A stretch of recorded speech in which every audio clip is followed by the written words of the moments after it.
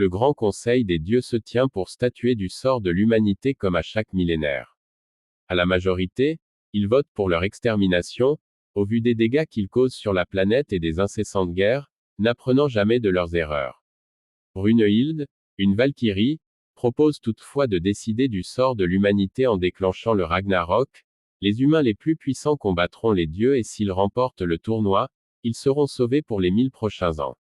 Afin de la pousser à accepter, elle les provoque en leur demandant s'il aurait peur des humains pour décider de leur annihilation pure et simple. Sa pique fait mouche et les dieux acceptent cette suggestion. Zeus, qui préside la séance, confie à Brunehilde la mission de recruter les humains qui participeront puisqu'elle a lancé l'idée. Le tournoi prend place, avec le dieu Heimdall comme présentateur.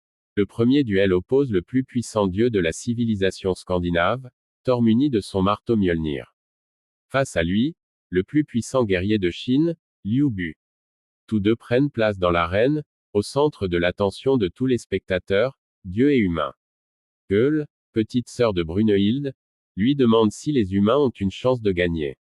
Brunehilde lui répond que c'est justement parce qu'elle, tout comme les dieux, sous-estime les humains, qu'ils ont une chance. Les deux s'approchent l'un de l'autre, la garde baissée et portent chacun un premier coup, ouvrant les hostilités. Thor et Liu Bu échangent plusieurs coups, avant que Thor reprenne de la distance et se prépare à une attaque foudroyante avec son marteau. Autrefois, les dieux vivaient à Asgard, citadelle entourée de murs pour les protéger des assauts des géants du pays de Jotunheim.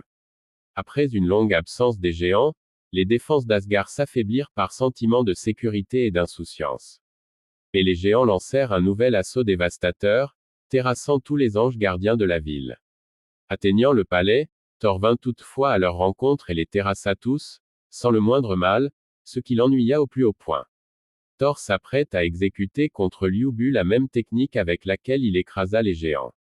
Après l'avoir chargé, il relâche son attaque sur Liu Bu, mais celui-ci non seulement parvient à parer à contre-attaquer, tranchant Thor au torse. Liu Bu, pour sa part, était originaire de la Mongolie intérieure. Dès sa jeunesse, il se rendit compte de sa force hors du commun et quitta les siens en quête de défis. Cependant, humains ou autres animaux, aucun sur sa route ne le vainquit. Avec sa force, il rassembla derrière lui bon nombre d'hommes l'admirant. Après ces multiples faits, 30 ans ont passé et il conclut que personne sur Terre ne pouvait rivaliser avec lui. Il se laissa capturer par Cao. Montant que l'échafaud, il aurait accepté son exécution, là de sa vie sans aucune défaite. Thor et Liu Bu se disent l'un l'autre qu'ils ont enfin trouvé un adversaire à leur mesure. Zeus depuis son trône observe que Liu Bu n'aurait jamais pu tenir tête à un dieu avec une arme humaine. Il comprend alors ce qu'a fait Brunehilde. Celle-ci a en effet préalablement convoqué ses 11 autres sœurs Valkyries dans un but bien précis, fournir aux humains des armes divines qui leur permettra de faire jeu égal avec les dieux. Pour rivaliser les armes sacrées de Thor, Brunehilde demande à Randgríð, la 4e Valkyrie, de devenir l'arme de Liu Bu. Grâce au pouvoir de Völundir, la forge sacrée, Randgríð s'est changée en lance briseuse de bouclier. Liu Bu brise l'un des deux gants de Thor qui le protège de la chaleur ardente de Mjolnir. Le coup d'éclat de Liu Bu crée la stupeur et la liesse parmi le public humain. Hermès, qui assiste au tournoi aux côtés de Zeus, conclut que les Valkyries, qui formaient initialement des troupes humaines pour protéger les cieux, se sont désormais liguées avec les humains pour rivaliser avec les dieux. Mjolnir devient brûlant et émet comme des battements de cœur. Le métal le recouvrant se fissure et révèle son cœur organique. Zeus à son tour révèle un secret à Hermès, les gants de Thor servaient plutôt à contenir la puissance du dieu. Il empoigne à nouveau son marteau et prépare une nouvelle attaque. Thor lance son Mjolnir sur Liu Bu, qui esquive et fonce vers Thor, mais le marteau revient vers Liu Bu et effectue une spirale pour à nouveau esquiver. Thor récupère Mjolnir, dont le premier lancer servait surtout à accumuler de la force centrifuge pour un deuxième assaut. Thor assène un nouveau coup à Liu Bu à pleine puissance.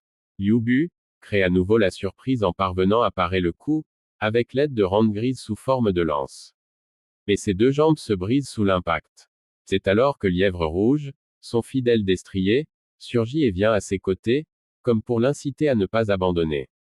Liu Bu, durant son enfance, avait un jour admiré la foudre détruisant un arbre, se demandant quel être fantastique était capable de lancer des éclairs.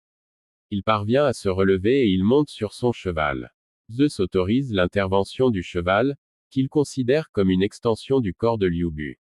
Liubu et Lièvre Rouge galopent autour de Thor et le guerrier saisit sa lance par le bout.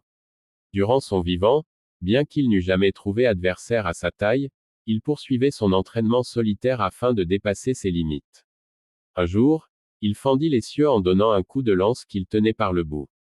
Ainsi, désormais face à Thor, il peut pour la première fois attaquer de toutes ses forces et ressent une joie inédite pour lui. Thor en fait de même. Les deux jubilent de cet assaut. Thor lance à nouveau Mjolnir qui revient vers lui afin de lancer son second coup. L'impact entre la lance et le marteau se solde par l'échec de la lance, qui se brise. Randgrise reprend sa forme initiale et meurt, tandis que Liubu a les bras brisés. Il fonce une dernière fois vers Thor, qui le décapite pour conclure. La victoire revient aux dieux scandinaves. Après la défaite de Liubu, Lièvre Rouge adresse un regard plein de rancœur à Thor et pleure.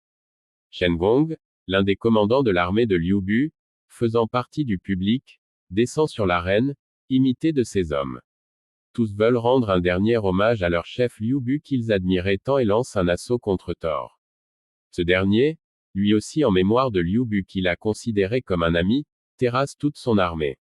Gueule demande à Brunehilde ce qu'il adviendra de Liubu et de tous les autres. Brunehilde lui fait comprendre que ce tournoi voit s'affronter des âmes. Une fois vaincue, elle cesse définitivement d'exister, interdisant toute réincarnation. La perspective de ne plus jamais revoir leur sœur Randgrise fait éclater en sanglots Gueule, qui s'atterre que Brunehilde ne manifeste pas de tristesse. Ainsi, le corps de Liubu et de tous ses hommes disparaît. Pour le deuxième combat, le deuxième combattant humain entre en scène. Adam, le tout premier humain accusé du péché originel, espère bien prendre sa revanche sur Dieu. Ensuite, côté Dieu, changement de programme dans l'ordre des combattants. Hermès joue un morceau de violon dans l'arène pour annoncer le prochain combattant, Zeus. Ce dernier effectue une danse de parade sur le morceau joué et fait gonfler sa masse musculaire. Son arrivée perturbe tous les plans de Brunehilde. Quand Shiva se dirigeait vers l'arène, Zeus l'interrompit et insista pour prendre sa place.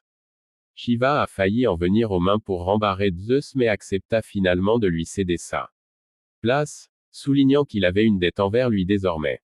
Arès prend la place de son père sur le trône de président de l'Assemblée. Zeus sur scène, est demandé à voir la Valkyrie qui deviendra l'arme d'Adam. Celle-ci, Reginlef, arrive juchée sur le dos de Pégase et s'associe à Adam, prenant la forme d'un poing américain. Zeus engage alors le combat, frappant à main nue, mais Adam esquive tout. De plus, il assimile les techniques du dieu grec et les réemploie contre lui. Brunehilde explique à Gueule qu'Adam, créé à l'image de Dieu, peut ainsi copier les techniques divines. Il frappe ainsi plusieurs fois Zeus. Ce dernier, surexcité, va alors utiliser une technique spéciale. Lors d'une guerre visant à déterminer le plus puissant des dieux, la titanomachie, Zeus gagna et tua Chrono, son propre père. Mais avant de tomber, Chrono lui asséna un coup à la mâchoire sans que Zeus ait pu le voir. Zeus la prit donc de son père et la déploie face à Adam. Il lance donc le coup de poing hors du temps sur Adam. Adam arrive cependant encore à l'éviter et contre-attaque aussitôt de la même façon, ce qui met Zeus à terre. Tout le monde reste estomaqué de voir Zeus à terre. Jadis, il vivait dans l'Éden avec Ève. Le serpent du pommier désirait Ève mais celle-ci se refusant à lui, il la fit faussement accuser d'avoir goûté aux fruits interdits, préférant qu'elle soit exclue du paradis si lui ne peut l'avoir. Les dieux, partiaux, la condamnèrent sans débat à l'exil sur terre. Adam s'invita de force à son procès, ayant apporté toutes les pommes cueillies de l'arbre et croquant dans chacune avant de les recracher devant l'assemblée des dieux. Il déclare qu'il n'a aucune raison de rester au paradis si Ève est bannie. Le serpent tenta de la corriger mais Adam, grâce à sa capacité d'imitation divine, le taillada en morceaux. Adam et Ève partirent ainsi pour la terre afin d'y créer leur propre paradis. Adam s'apprête à quitter l'arène, Zeus se relève, chancelant et haletant. Il demande à Adam la vraie raison de sa présence ici, ne percevant aucune haine vengeresse dans son regard. Il répond alors qu'il n'a pas d'autre raison que protéger tous ses enfants. Ainsi, tous les humains présents, venant de tous horizons, exultent pour Adam, père de l'humanité. Zeus passe alors aux choses sérieuses. Il force son corps à se comprimer sur lui-même pour arborer une silhouette filiforme, sèche et aux courbes incisives. Loki se joint à Odin pour regarder la suite du match, curieux de voir ce que Zeus sous sa forme finale, nommée Adamas, accomplira. Zeus ne peut maintenir sa forme Adamas que quelques minutes, ayant encaissé trop de blessures. Il reprend le combat et se met à ruer de coups Adam sans discontinuer. Adam copie chacun d'entre eux et le contre à nouveau. Cependant, Adam commence à atteindre ses limites. Son pouvoir de copie divine mettait son système nerveux à rude épreuve, il ne peut continuer à tout imiter à un tel rythme indéfiniment. S'engage un duel d'endurance entre les deux. Adam finit par flancher et ses yeux arrivent à saturation et il ne peut plus rien voir. Il se place en position de défense, subissant les rafales de coups de Zeus. Cependant, son but était de pouvoir attraper Zeus pour pouvoir l'atteindre à nouveau en frappant. Un ultime échange de coups prend place, Zeus tombe à genoux et reprend sa forme habituelle. Sauf qu'Adam reste debout, immobile. Il avait déjà trépassé et continue nerveusement à combattre même sans vie. Zeus aura été épaté de la puissance d'Adam, qui disparaît, tout comme Reginlef. Les spectateurs humains, d'abord sanglotants, se sentent envahis d'une force commune impulsée par Adam et sa ferveur à les protéger. Gull va réclamer des explications à Brunehilde, ne comprenant pas pourquoi leur sœur Reginlef a été aussi annihilée alors qu'elle n'a pas été endommagée en tant qu'arme. Une autre Valkyrie, Hearst, vient lui expliquer que lorsqu'elles prêtent leur force à un humain en tant qu'arme grâce à la technique du Velundir, leur existence se lie et la mort de l'un entraîne celle de l'autre. Hearst jure toutefois de se venger des dieux. Pour le troisième match, c'est Poséidon pour les dieux qui combattra. Brunehilde enrage à l'idée que les dieux veulent faire enchaîner les défaites aux humains en envoyant les meilleurs d'entre eux en premier. Arrive alors Sasaki Kojiro, le candidat humain qui combattra pour le troisième combat. Gull est surprise de le voir âgé alors que les humains invoqués sont censés apparaître sous leur forme durant l'apogée de leur vie. Kojiro précise que depuis sa mort, il n'a jamais cessé de s'entraîner et qu'il n'a jamais été aussi fort que maintenant. Il fait une démonstration de ses capacités au katana qui impressionne Brunehilde. Poséidon entre dans l'arène, réaménagé pour lui avec le terrain de combat central entouré d'eau de mer. Arrive ensuite Sasaki Kojiro, présenté comme l'ultime perdant parmi les épéistes, ayant été battu par plusieurs autres Kenjutsuka de renom tels que Miyamoto Musashi mais qui ne cesse d'apprendre de ses défaites. Les deux combattants se tiennent immobiles, Poséidon par désintérêt et Kojiro, envisageant mentalement de multiples manières d'aborder le combat. Cependant, se voyant mourir à chacune de ses tentatives, il transpire d'inquiétude tout en gardant son calme. Gull qualifie Poséidon du plus terrifiant des 12 dieux de l'Olympe. Brunehilde lui apprend que l'Olympe comprenait 13 dieux initialement, ce 13e se nommait Adamas, grand frère de Zeus et de Poséidon mais celui-ci fut tué par Poséidon. Après Zeus et les autres dieux de l'Olympe eurent renversé les titans durant la titanomachie, Adamas ne toléra pas qu'un frère plus jeune hérite du titre de plus puissant des dieux, fomenta un complot contre lui. Il réunit nombre de dieux à sa côte, dont Hermès et voulut rallier Poséidon dans son camp en vue de lever une armée. Poséidon, impavide, lui rétorqua que les dieux, nés parfaits, ne complotaient pas ni ne levaient d'armée et le traita en misérable. Adamas, excédé, car Poséidon l'a toujours ignoré depuis leur enfance, l'attaqua mais Poséidon le tua d'un coup de trident. Il remarqua la présence d'Hermès, qui aurait été curieux de voir ce qu'aurait donné cette guerre entre dieux.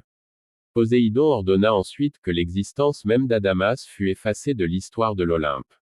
Kojiro constatant que Poséidon ne pose même pas son regard sur lui, s'assoit et se demande bien comment il pourra mener ce combat et éviter la mort. Kojiro se formait au kendo dans le dojo de Toda Seigen. Ses condisciples le considéraient comme un rigolo pas sérieux du fait de sa logique d'apprentissage. Il se battit contre l'un des plus forts disciples, Toda Kagekatsu neveu de Seigen, et perdit contre lui. Mais à force de renforcement et d'entraînement mental, il visualisa un combat où il réussit à le vaincre. Quand il revint au dojo, Kagekatsu perçut cette différence et admit sa défaite sans même un échange de coups. Kojiro affronta même le maître du dojo. Puis, il partit s'isoler dans une maison de forêt pour continuer son entraînement solitaire et réussit à vaincre mentalement tous ses condisciples et même son maître. Il entreprit ensuite un voyage où il défia en duel de grands épéistes de son époque, trop fort pour lui. Il accumula les défaites et l'expérience pour visualiser comment vaincre chacun d'entre eux, ce qui lui valut le titre du plus grand perdant de l'histoire du Japon. Kojiro ne voit pas de manière toute tracée comment vaincre Poséidon et tente quand même son attaque spéciale nommée le coup de hirondelle. Il frappe Dieu vers le bas de son sabre long d'1 mètre et enchaîne aussitôt avec une frappe remontant vers le haut. Il surprend Poséidon en lui tranchant une mèche de cheveux. Le dieu manifeste alors pour la première fois de la considération envers un humain en lui adressant la parole. Il contre-attaque avec une rafale de coups d'estoc de sa lance, que Kojiro esquive. Mais un coup se révèle bien plus rapide que le Kenjutsuka avait prévu et le coupe au flanc. La foule côté dieu acclame avec ferveur Poséidon qui a versé le premier sang de Kojiro. Poséidon toutefois, leur adresse un regard noir.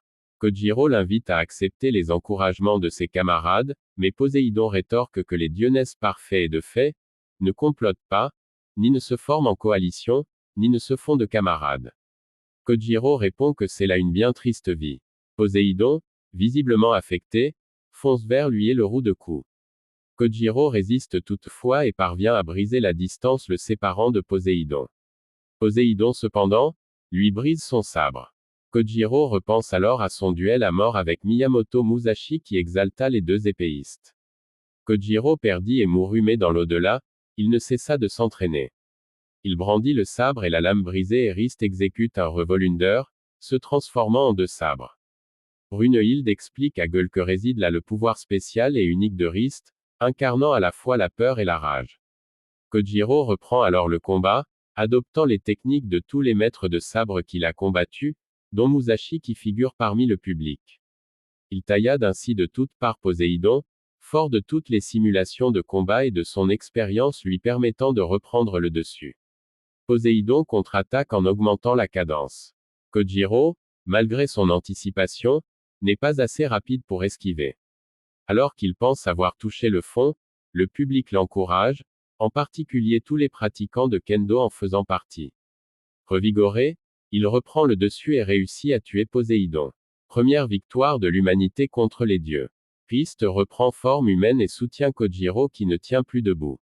Durant la transition vers le prochain combat, Zeus, Arès, Hermès, Loki et Shiva se font un entracte. Zeus conclut simplement que Kojiro a été plus fort que Poséidon. Shiva pensait que son tour allait enfin arriver mais Zeus exige qu'un dieu grec prenne à nouveau la suite.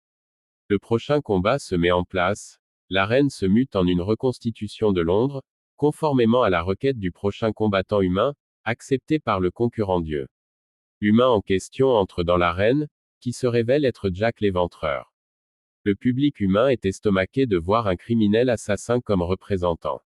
Face à lui, c'est Hercule qui combattra.